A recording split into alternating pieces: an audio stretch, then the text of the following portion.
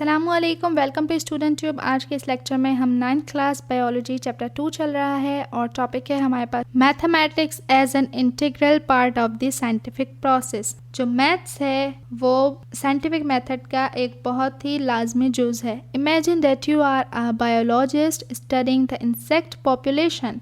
You go into the field and count the population sample in a specific region, then compare your sample with other regions to get population estimated. At every step of this process, you depend upon mathematics to measure, predict and understand natural phenomena.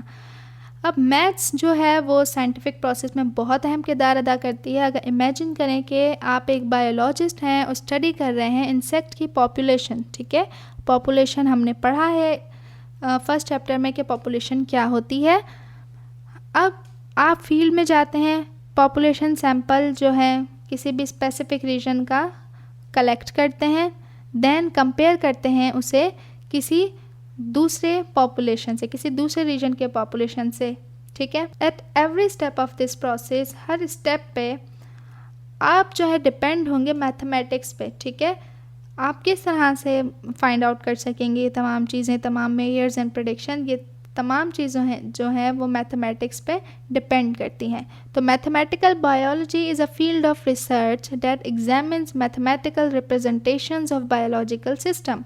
One key role of mathematics in biology is to creation of mathematical model. अब mathematical biology जो है वो एक research field है जो कि examine करती है मैथमेटिकल रिप्रेजेंटेशन, जो कि हमने ऊपर भी पढ़ी, जो भी ratio, proportions, bar chart, pie chart, ये तमाम क्या है, ये स्टैटिस्टिकल डाटा है जो कि मैथमेटिक्स के ज़रिए से ही निकलता है, ठीक है। अब मैथमेटिक्स का जो बायोलॉजी में वो अहम किरदार है, जो की रोल है, वो होता है मैथमेटिकल मॉडल तैयार करना.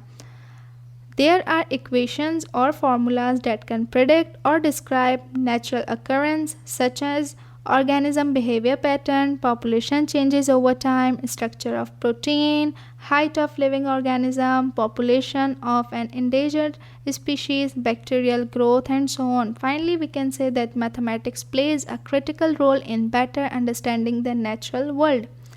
मैथमेटिकल मॉडल्स जो कि हमने ऊपर देखे, पाई चार्ट, बार चार्ट, ये तमाम क्या है, मैथमेटिकल मॉडल्स कहलाते हैं. अब बहुत सारे इक्वेशंस और फार्मूलाज हैं जिनके ज़रिए प्रेडिक्ट किया जाता है और नेचुरल अकरेंस को डिस्क्राइब किया जा सकता है, जैसे कि जानदारों का बिहेवियर पैटर्न या फिर पॉपुलेशन में क्या क्या चेंजेस आई. फॉर एग्जांपल, पिछले साल जो दुनिया में इंसानों की तादाद कितनी थी, इस साल कितनी है, तो ये भी मैथमेटिकल मॉडल्स के ज़रिए बताया जाता है. जिस तरह से हमने पिछले लेक्चर्स में देखा था कि मलेरिया के जो पेशेंट्स हैं उनको बार चार्ट में के ज़रिए शो किया हुआ था कि इस मंथ में मलेरिया पेशेंट्स की तादाद इतनी थी, इस मंथ में इतनी थी, या फिर स्ट्रक्चर ऑफ प्रोटीन हो गया, या फिर लिविंग ऑर्गेनिज्म है उनकी हाइट कितनी है, या फिर इंडेंजर्ड स्पीशीज़ जो हैं यानी कि ऐसी स्पीशीज़ जिनके ख़त्म होने का जो है ख़तरा होता है, उनकी पॉपुलेशन कितनी है, या फिर बैक्टीरियल ग्रोथ. तो ये तमाम चीज़ें जो है वो मैथमेटिक्स से रिलेटेड हैं और इन्हें रिप्रेजेंट किया जाता है मैथमेटिकल मॉडल्स के ज़रिए. सो आखिरकार हम कह सकते हैं कि जो मैथमेटिक्स है, जो मैथ्स है, उसका बहुत ही ज़्यादा क्रिटिकल रोल कहें, मतलब कि जिसके ज़रिए पॉसिबल नहीं है नेचुरल वर्ल्ड की अंडरस्टैंडिंग. तो ये था हमारा चैप्टर 2. आखिर में हम समरी भी पढ़ लेते हैं. समरी ज़रूर पढ़ा करें क्योंकि इससे आपके एग्ज़ाम्स में MCQs आ सकते हैं, शॉर्ट क्वेश्चन आंसर्स भी आ सकते हैं और इसके अलावा एक रिवीजन हो जाता है फुल चैप्टर का. Science is the systematic study of nature and how it affects us and the environment. यानी कि यहाँ पर साइंस की बेसिकली एक डेफिनेशन दी हुई है कि साइंस क्या है, ठीक है.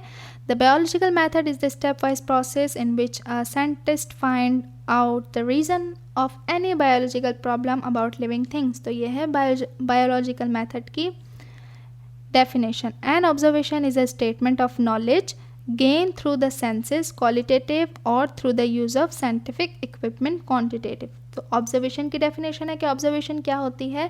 ऑब्जर्वेशन एक स्टेटमेंट होती है किसी भी नॉलेज की जो कि गेन की जाती है, हासिल की जाती है किस तरह, सेंसेस के ज़रिए जो कि क्वालिटेटिव की कहलाती हैं, और एक साइंटिफिक इक्विपमेंट्स के ज़रिए जो कि क्वांटिटेटिव कहलाती हैं.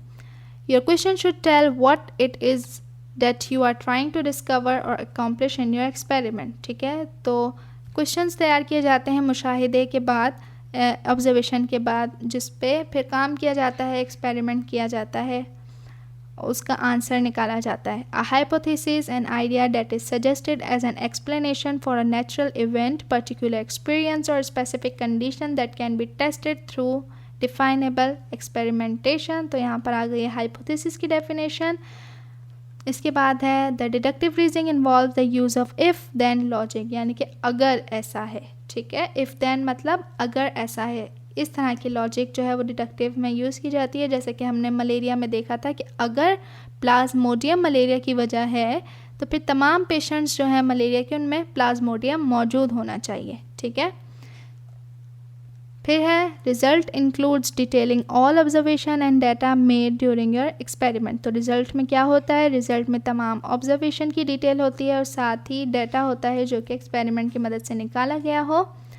फिर है conclusion. Conclusion is where all the results from the experiment are analysed and the determination is reach about the hypothesis. तो कंक्लूजन में ये बताया जाता है कि एक्सपेरिमेंट से जो रिजल्ट आया है उसको एनालाइज करते हैं और फिर हाइपोथेसिस का पता लगाया जाता है कि हाइपोथेसिस को ये वेरीफाई कर रहा है या फिर रिजेक्ट कर रहा है। Theories are the well tested and highly reliable scientific explanation of natural phenomena. अब साइंटिस्ट की नज़र में जो थ्योरीज होती हैं वो क्या होती हैं, वेल टेस्टेड होती हैं, यानी कि उस पर बहुत सारे एक्सपेरिमेंट्स किए जाते हैं।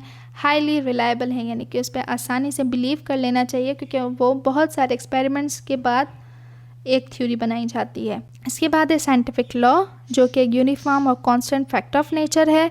मैथमेटिकल बायोलॉजी जो कि हमने अभी पढ़ा कि फील्ड ऑफ रिसर्च है जो कि एग्जामिन करता है mathematical representation of biological system. तो आई होप कि लेक्चर आपको अच्छे समझ आ गया होगा। मज़ीद इसी तरह के लेक्चर्स के लिए चैनल को करें सब्सक्राइब, वीडियो को करें लाइक शेयर। मिलते हैं नेक्स्ट वीडियो में, तब तक के लिए अल्लाह हाफिज़।